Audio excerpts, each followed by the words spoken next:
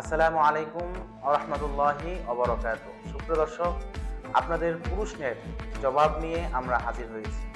সুপ্রিয় দর্শক, আজ আমরা কথা বলবো বিশিষ্ট ইসলামী চিন্তাবিদ, বিশিষ্ট মিডিয়া ব্যক্তিত্ব, টেগুরিয়া স্কুলপাড়া জামে মসজিদের সম্মানিত ইমাম ও খতিব হযরত মাওলানা আবুল বাশার হেলালী সাহেবের সাথে।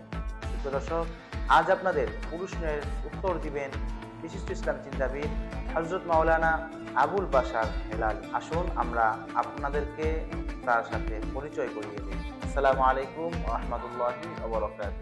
ওয়ালাইকুম আসসালাম ওয়া রাহমাতুল্লাহি ওয়া বারাকাতুহু। মুহতারাম, কেমন আছেন? আলহামদুলিল্লাহ, আল্লাহ পাক ভালো রেখেছেন। আলহামদুলিল্লাহ। রমজানে তো আমরা বিভিন্ন জায়গায় সফর করে থাকি, অনেকে সফরে থাকে, অনেকেই গ্রাম থেকে শহরে, শহর থেকে গ্রামে। এই ঈদ সামনে আসতেছে, ঈদে গ্রামে যাবে। মুসাফির অবস্থায় আমরা কিভাবে রোজা রাখবো, যদি দর্শকদের উদ্দেশ্যে বলতেন।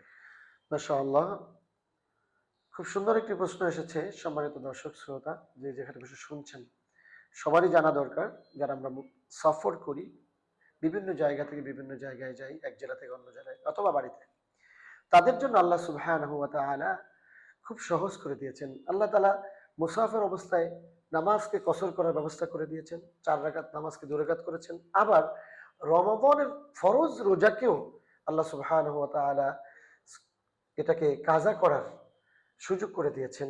আল্লাহ বলছেন যে যদি ফামান কানা মিনকুম মারিদান আও আলা সাফার, যদি কেউ রুগ্ন হয় অথবা যদি কেউ সফর করে, অর্থাৎ সফর করলে ফাইদ্দাতুম মিন আইয়ামিন উখরা, যদি যে কয়দিন সফর করবে, চাইলে সে যদি সফরে তার কষ্ট হয়, যদি সে চায়, তাহলে এটা সে তরক করে পরবর্তীতে আদায় করতে পারবে।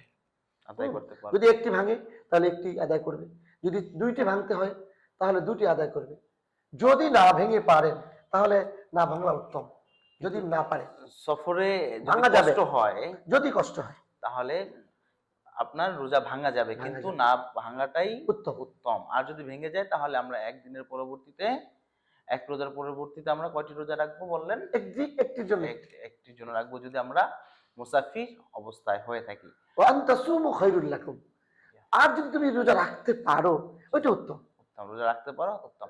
তাহলে রমজান যেহেতু, এই রোজা আমরা সফর করতেছি, এই রোজার মধ্যেই কিন্তু আমরা রোজাটা যদি ভেঙে ফেলি, পরে যে রোজাটা রাখবো সেটা কিন্তু আর রোজার মাস হলো না, না, সেটা তো রোজার মাস হলো না, সেটা অন্য মাস হলো। অন্য মাস হলো। অন্য মাস হলো। তাহলে আমি কি সেই সওয়াবটা পাবো কি? সেই সব তো পাওয়ার প্রশ্নই আসে না, রমজান মাসের যে বরকত। বরকত। তবে আল্লাহ তাআলা এই যে রোজা না রাখলে যে শাস্তি দিবেন, জি জি। সেই শাস্তি থেকে বাঁচা যাবে, এটা বাঁচা যাবে। কিন্তু আপনাকে আমাকে অবশ্যই, যারা মুসাফির অবস্থায় রয়েছে, আমাদের উচিত যে রমজানে যেন রমজানের রোজা রাখা, রোজাটা রাখা, কোন অবস্থাতেই যেন রোজা না। রোজা থেকে আমরা এখানে যেন। এখানে মোহতারাম আপনার একটু স্মরণ করে দিচ্ছি, ফামান কানা মিনকুম মারিদন বলেছেন আও আলা সাফার, অর্থাৎ সফরে মারিদ হয়ে যায়, অনেক সময় বমি আসে, ভূমি অনেক আসে। সময় মাথা ঘুরায়, অনেক সময় ক্লান্ত হয়ে পড়ে, এত ক্লান্ত যে একেবারে গলা টলা শুকে আর মানে খুবই কষ্ট হয়, সেক্ষেত্রে মারিদন এসেছে। তাহলে আমি যদি রোজাটা ভাঙি, তাহলে কি আমি লোক সমাজের সামনে কি খাবার খেতে পারবো, নাকি কিভাবে? খুব সুন্দর একটা কথা বলেছেন। না, আপনি খেয়াল করতে হবে, রোজা যারা রেখেছেন রোজাদারেরা, তারা হচ্ছে একটি ফরজ আদায় করছেন।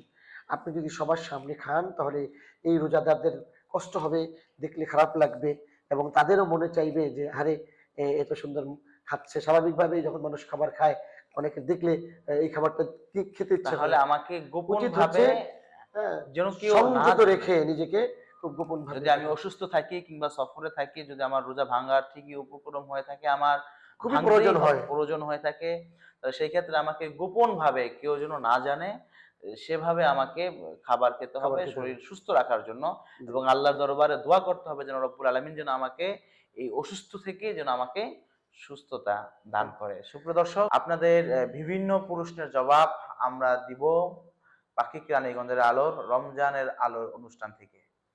আপনারা আমাদের কমেন্টস করুন, আপনার বিভিন্ন প্রশ্ন আমাদেরকে জানান, আমরা উত্তর দেওয়ার জন্য আপ্রাণ চেষ্টা করব। আজ এই পর্যন্ত। আগামীতে আমরা অন্য কোনো বিষয় নিয়ে, অন্য কোনো প্রশ্ন নিয়ে আলোচনা করব।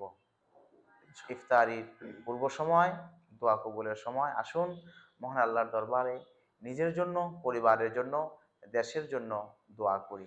اللهم آمين. ربنا ظلمنا أنفسنا وإن لم تغفر لنا وترحمنا لنكونن من الخاسرين. اللهم آمين.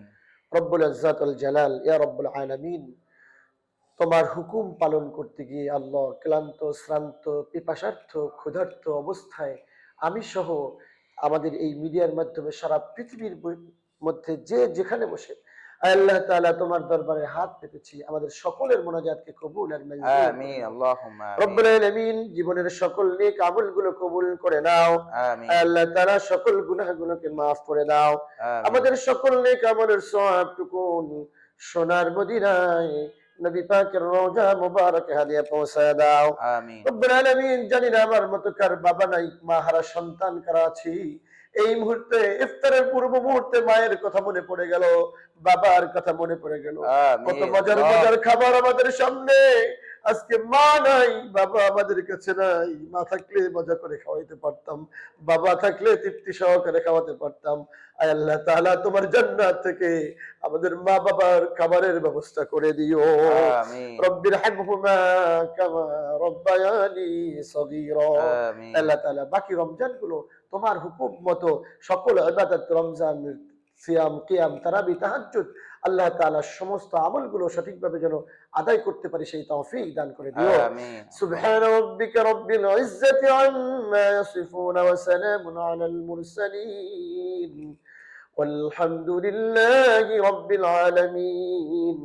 মৌতের সময় আমাদের জবানে জারি করে দিও কালিমা তাইয়্যিবা লা ইলাহা ইল্লাল্লাহু মুহাম্মাদুর রাসূলুল্লাহ সাল্লাল্লাহু আলাইহি